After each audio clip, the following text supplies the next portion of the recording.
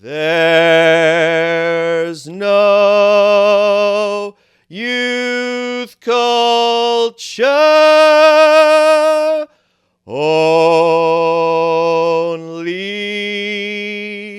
mass you rent.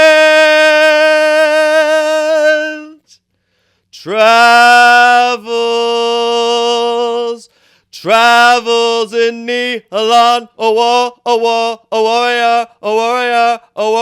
Hey everybody, my name is Ian Garcia, this is Devotional Criticism, and welcome back to the New Movie Diary, a cinema criticism series in which I review recent, new, and up-and-coming film releases and attempt to give you the straight facts about them, in my humble opinion. This week we're going to be talking about Gladiator 2, the latest Hollywood legacy sequel, in this case coming to us just a little over 24 years since the release of the original film, which was not only the second highest grossing film of the year 2000, but also a major award season sensation, most notably winning both Best Picture and Best Actor for star Russell Crowe at the 73rd Academy Awards. I was only about 8 years old when the original Gladiator was released, and while I would eventually see bits and pieces of it on HBO growing up, despite its prestige, it was never so much a seminal film for me growing up. I only really sat down and watched it in full quite recently in preparation for seeing the new one, and my main takeaway from it is that it's alright. I think at the time Gladiator was released, there was probably a lot going on culturally that kind of exceeded expectations of how well it was going to perform financially, while at the same time feeding into an overestimation of its individual technical and dramatic qualities that made it the major prestige movie event of that year. At the time, Gladiator was certainly a technical triumph. It really was a major movie event in terms of the advancement of modern special effects and digital compositing, for instance, in order to achieve the sort of larger-than-life spectacles that had sort of fallen by the wayside in Western popular culture. In this case, the grand, opulent historical melodrama in the vein of Ben-Hur or Spartacus or Errol Flynn's swashbucklers like Robin Hood or the Seahawk. Epic scope, morally simplistic stories about men of great strength and valor who, either because of some duplicity or the corruption of the powers that be, are forced to turn their high-born talents and morale into a resourcefulness and cunning, clawing their way back in a valiant fight against those who wronged them. And besides Mel Gibson's Braveheart, which I think both technically and dramatically is clearly the superior dry run for that kind of throwback epic Hollywood melodrama, Gladiator did really prove to be successful in capturing not only the nostalgia of the old Hollywood guard, but also with resonating with a new generation of film audiences. People did really love seeing Russell Crowe as the aptly named Maximus Decimus Meridius, fully coming into his own as a major international star, becoming the modern equivalent of a John Barrymore or Errol Flynn or Charlton Heston, portraying this strong but sentimental Roman general who, because of his loyalty to his emperor and his ideals, is betrayed by the jealousy and calumny of the emperor's mad son, played by Joaquin Phoenix, has his whole world stolen from him, falls low into slavery, becomes a gladiator, and claws his way back to wage one last valiant, idealistic fight for honor and virtue. But 24 years later, and without my, at least, having the same pang of nostalgia that others might have, maybe even you watching this, I think it's easier now to look back on Gladiator with the same sort of qualified historical respect that we give to its antecedents in the epic historical melodrama. Which is to say that while we can respect its technical craftsmanship, while we can respect its spectacular qualities, while we can respect what in the moment made it such an epic film experience, now it's hard to acknowledge Gladiator as anything more than that, as anything more than an epic melodrama with some nice set pieces that, honestly, in retrospect, aren't nearly as well directed or edited as they could be, and yes, the shadow of Braveheart is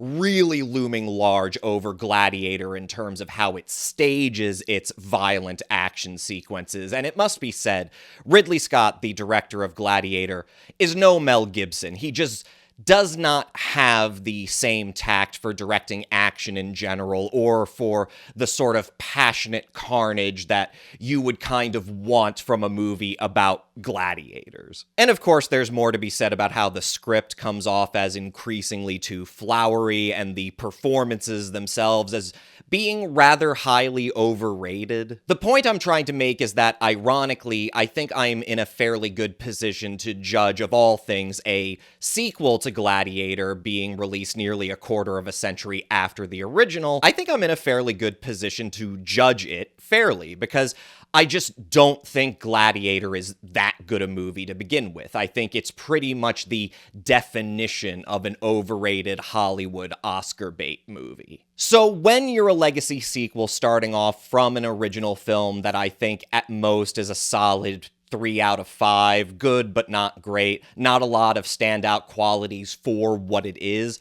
Gladiator 2 is actually in a fairly good position, not only because the act it's following wasn't that great in the first place, but because Gladiator 2 is now being released into a cultural context that's remarkably similar to when the original was released. Which is to say, again, that we really don't get a lot of these sorts of movies anymore, these morally simplistic, decadent, epic Hollywood period melodramas, the swashbucklers and sword and sandals pictures that, even when they do get made, just don't seem to bring out the audiences as much when everybody, quite frankly, could just sit at home and watch reruns of Rome or Game of Thrones or the new Lord of the Rings series or House of Dragons. You get the picture. So with that being said, we have Paramount Pictures taking another bite at the apple, trying to recapture lightning in a bottle with Gladiator 2, director Ridley Scott returning to the director's chair, and with a screenplay by David Scarpa, who previously penned Scott's Napoleon from exactly a year ago, which is only good news for me because I felt that, while certainly not the greatest of the year material, I do think Napoleon was a severely underrated film with a great offbeat and dark sense of humor that gave Scott a lot more to work with than a lot of what he's been doing in this late journeyman point in his career. So with Scarpa and Scott teaming up again, I was really hoping for some magic here. Taking place 16 years after the first film, Maximus's valiant sacrifice has apparently not brought about a great patriotic transformation in Roman politics. No, the empire has indeed fallen even deeper into violence, corruption, and disrepair, and from there, Scarpa's script for Gladiator 2 pretty much follows the template of the original film, although with some clever little inversions of tropes from the original. Like in the original film, we open upon a great battle between the Roman army and a final outpost of barbarians defending themselves to the final breath against conquest,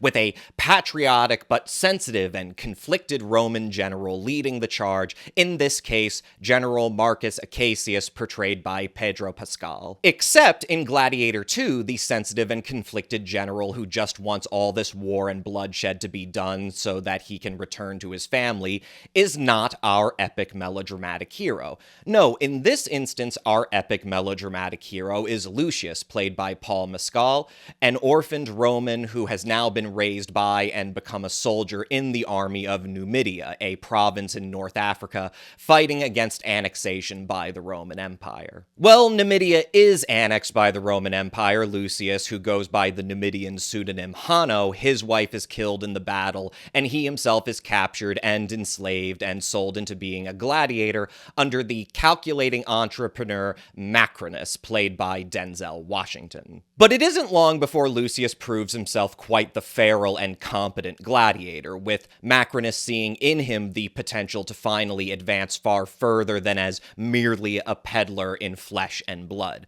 And so he takes the begrudging Lucius under his wing with the promise that if he does what he says and channels all of that rage in his heart into the Colosseum, he will give Lucius what he desires most of all, the opportunity to take his revenge on Marcus and the Roman Empire itself. Now, none of that is going to come off as a particular surprise to anyone familiar with the original Gladiator, and again, while Scarpa isn't precisely following the letter of the original film to a T, there are some clever little inversions on the formula here and there, but anybody familiar with the original film is frankly going to have to rely on getting a lot of enjoyment out of teasing apart the dramatic echoes between the first film and the new one. The ways in which Scarpa's screenplay twists what are already well-trodden tropes of the epic historical melodrama in a way that, at the very least, makes Gladiator 2, unlike a lot of legacy sequels, feel like a playful but faithful successor to the original, with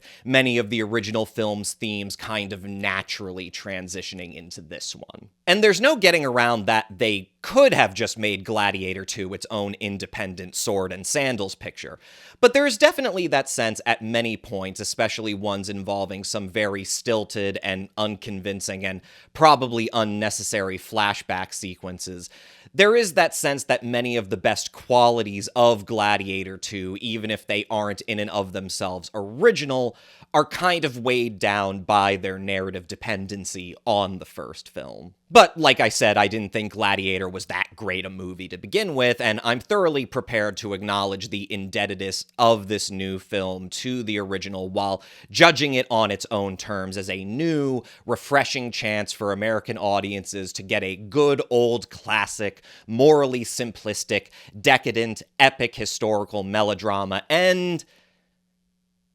it's all right. I will say this, from a narrative perspective and from the perspective of individual performances, I don't think one can really argue that Gladiator 2 is that far the inferior of the original. These are not movies with terribly complex characters of terribly deep motivations. The test of the performers in a picture like this is to take this often quite flowery dialogue and judge how to best chew the scenery with it. And while I don't think anybody in this cast is going to be coming away with a performance nearly as iconic as Russell Crowe as Maximus or Joaquin Phoenix as Emperor Commodus, I do think whether we're talking about Mescal and Pascal in this kind of interesting duality as performers, portraying these characters who are both in their own way inheriting parts of the legacy of Crowe's Maximus while being distinct personalities in themselves. Whether we're talking about them or we're talking about Fred Hetchinger and Joseph Quinn as the evil, petulant, incestuous boy emperors of this film, Scarpa seems to be leaning on that trope a lot with this, taking a role from the first film and bifurcating it into two subjects who are either building upon it in the case of Marcus and Lucius, both inheriting parts of Maximus's legacy, or in the case of Hetchinger and Quinn's emperors Caracalla and Geta, representing a severe degeneration in the madness of Phoenix's Commodus from the first film. Sorry, I'm one for tangents. Watch this channel a lot and you'll get a lot of that. But even in the case of Hetchinger and Quinn, I think it can be said that, again, not as iconic of a performance as Phoenix in the first film, they are doing fine with the material that they are given, which in terms of epic melodrama frippery is at times debatably superior, I think, to the scene-chewing frippery in the original film. I feel like I barely need to mention Denzel Washington because, quite frankly, everybody is already going to be mentioning our man. He's the one who really gets to serve up a masterclass in chewing the scenery, and for as much as everyone else is already mentioning it, it is really no understatement to say that if you're going to see a 24-year-late legacy sequel to an overrated epic melodrama, Washington getting to shoot for the rafters as this Vincent Price or Christopher Lee level operatic villain, he is like a good 75% of the reason you should go to see Gladiator 2. The person who comes off the worst in this cast is unfortunately Connie Nielsen, here reprising her role as Lucilla from the original film. She gets absolutely shafted with the most boring role, the most thankless expository lines, and quite frankly, some of the most boring direction of Scott's entire career. Virtually any scene that she's the center of, Scott might as well be directing her in a Lifetime Christmas movie. The staging of things is that boring. Which I guess is as good a way to get into direction or even just the overall look of Gladiator 2. And it's in this regard that we kind of just need to be able to admit that, despite the fact that this legacy sequel is going to be exponentially more expensive than the, in retrospect, rather modestly budgeted original film, it is a victim of the effect of Hollywood inflation, which is to say that while nothing in this movie, from sets to costumes to production design to action set pieces to visual effects, while none of it necessarily looks bad per se, especially the visual effects component, none of it comes off nearly as convincing as even a less expensive film from 24 years ago. There is this sense of ironic cheapness that I think is infecting pretty much all Hollywood commercial cinema these days, but which is magnified the moment you put it into the context of this sort of throwback sword and sandals melodrama. There is this veneer of stagey cheapness to a lot of the film where you can't help but think that, like, man, this legacy sequel to one of the most prestigious Hollywood epics of all time basically looks no better than, like, Paul W.S. Anderson's Pompeii. I shouldn't be watching a costume drama and be constantly reminded of the costuming and the set dressing. I should be immersed in that sense of facsimile. But for as much as this movie cost to make, Gladiator 2 still has this very B-movie feel to it, where you start to ask yourself if it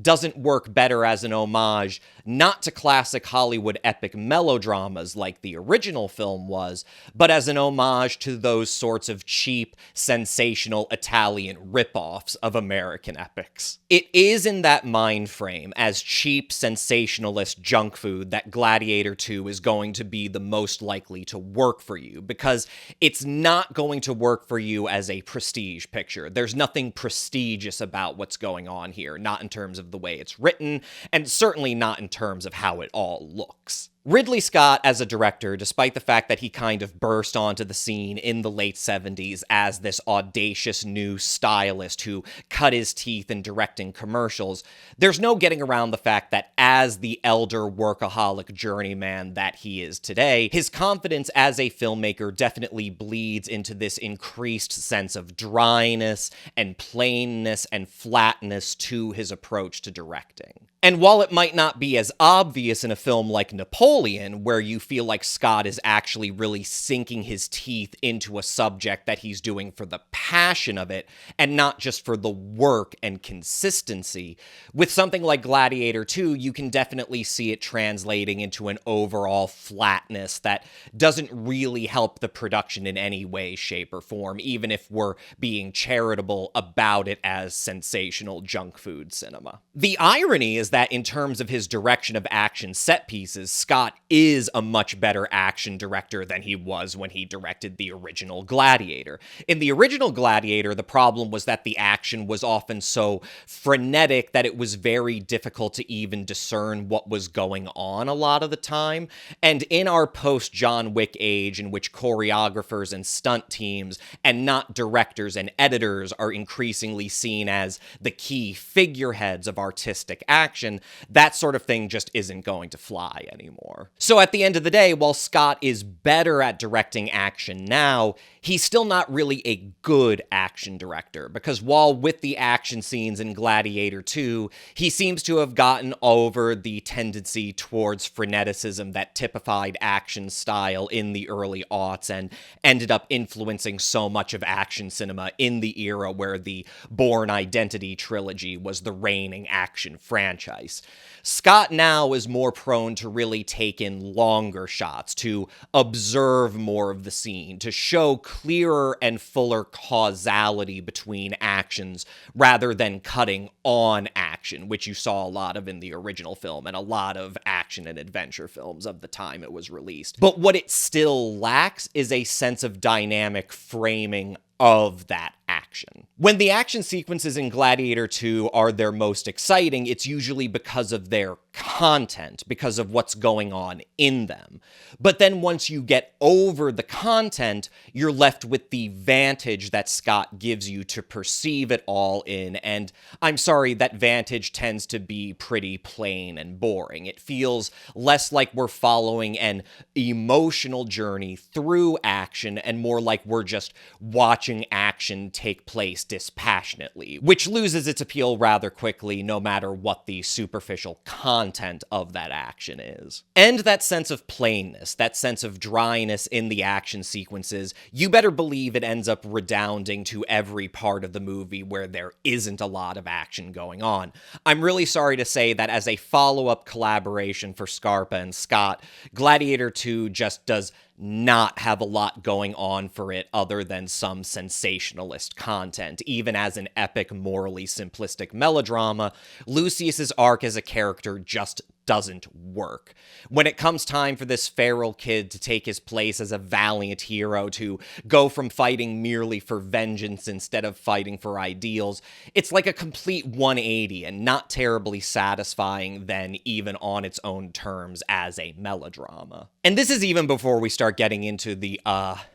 kind of disturbing political content of Gladiator 2, and yes, I do have discourse to go with this movie. It is basically a cryptic fascist film, even despite the fact that it basically makes the most superficial attempts at coming off as having some liberal political relevancy. And I mean fascist right down to the level of the final symbolic note of the film literally being a combination of blood and soil. Literally, Lucius putting his bloodied hand into the soil of the arena where his idealistic father Maximus gave his life for this dream of a greater Rome. All of this despite the fact that this movie does a pretty good job of portraying Rome as an irredeemably corrupt and evil empire predicated on inequality and oppression and war and slavery. Apparently all of those thoroughly just motivations on Lucius's part for fighting back at the very thing that destroyed his whole family and his real friends, apparently all that goes out the window in the name of the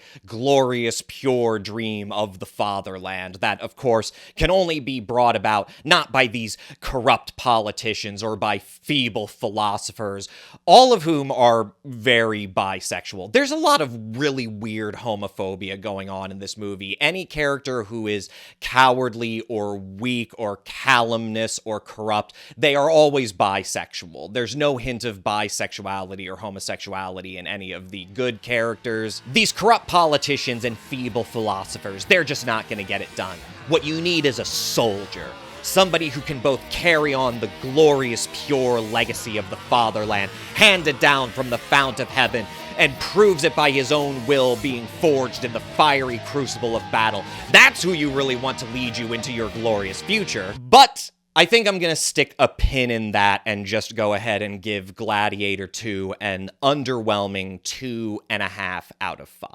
Which, in the grand scheme of things, means that I think it's only slightly less remarkable than Gladiator. And with that, I'm gonna sign off. Hope you enjoyed watching, and if you did, please share, like, subscribe, bell, yada yada. My name is Ian Garcia, this is Devotional Criticism, and this was the New Movie Diary. I'm gonna catch you guys next time.